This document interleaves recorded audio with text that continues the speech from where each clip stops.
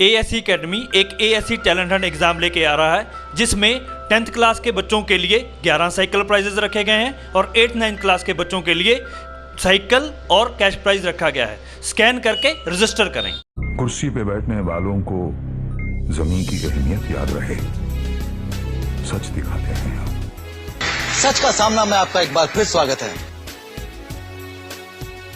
पाया तो कुछ नहीं, सिर्फ खोया है और मालेगांव के आवाम ने काफी कुछ खोया है। जो सारे मसाइल 20 साल पहले हमारे पास थे, आज भी वही है।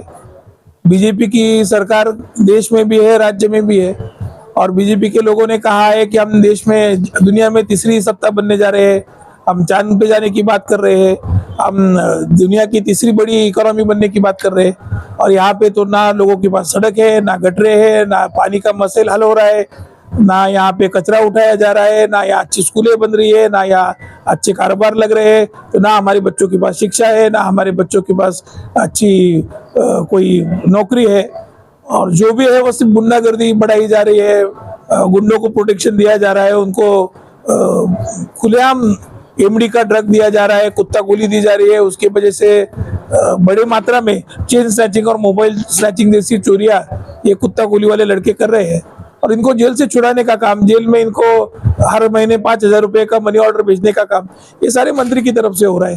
तो मुझे लगता है कि 21वीं सदी में हम आगे जाना चाहते थे, लेकिन हम तो पीछे आ चुके हैं। और जैसे बंडू काका बच्चाओं की अचानक पॉलिटिकल पैराशूट एंट्री, आपको क्या लगता है कि ये आवाम के लिए है या फिर कोई चला रहा है उनको? पैराशूट एंट्री इसलिए है क्योंकि जो यहाँ हमारे मंत्री साहब है, उनको उनका चुनाव में हारना लगभग तय लग रहा है और उसमें वो मुस्लिम वोट को काटना चाहते हैं। तो बीजेपी की मदद से उन्होंने बंडू काका को लाया है। वो जिस तरीके से खर्चा कर रहे हैं, वो खुद ही जिस दिन उनका नामांकन दाखिल करे उस दिन रैली में बोले थे कि मैं एक गोदड़ी लेके आया था। तो जो आदमी सिर्फ एक गोदड़ी लेके आया था, उसके पास इतना खर्चा करने को पैसा कहाँ से आया? तो ये जो सारा पैसा आया है ये बीजेपी की तरफ से आ रहा है। गिरीश महाजन और जो 40 गांव के हमारे आमदार है मंगेश चौहान, इनके जरिए से इनको फाइनेंस किया जा रहा है। आपने देखा होगा कि सारी जगह उन्होंने जो फोटो लगाया नेता की जगह, वो सुनील गायकवाड़ साहब का है। तो सुनील गायकवाड़ साहब ये बीजेपी का मेन चेहरा है और वो बीजेपी पार्टी की इजाजत के बगैर उनके स्टेज पे नहीं जा सकते।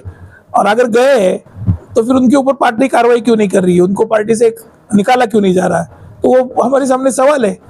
और आज उनका बैनर आपने देखा होगा तो भगवा बैनर लगा रहे, उसके ऊपर बाला ठाकरे की फोटो लगा रहे, उसके ऊपर आनंद दिघे की फोटो लगा रहे। तो वो तो हिंदू एजेंडा दिखा के हिंदू वोटों को गुमराह कर रहे, वहाँ मुस्लिम वोटों को गुमराह करने की कोशिश हो रही है। तो ये सिर्फ जो मेरे तरफ आने वाली वोट है उसको काटने के लिए उम्मीदवारी उनकी है, बाकी वो कोई सीरियस कैंडिडेट तो है नहीं।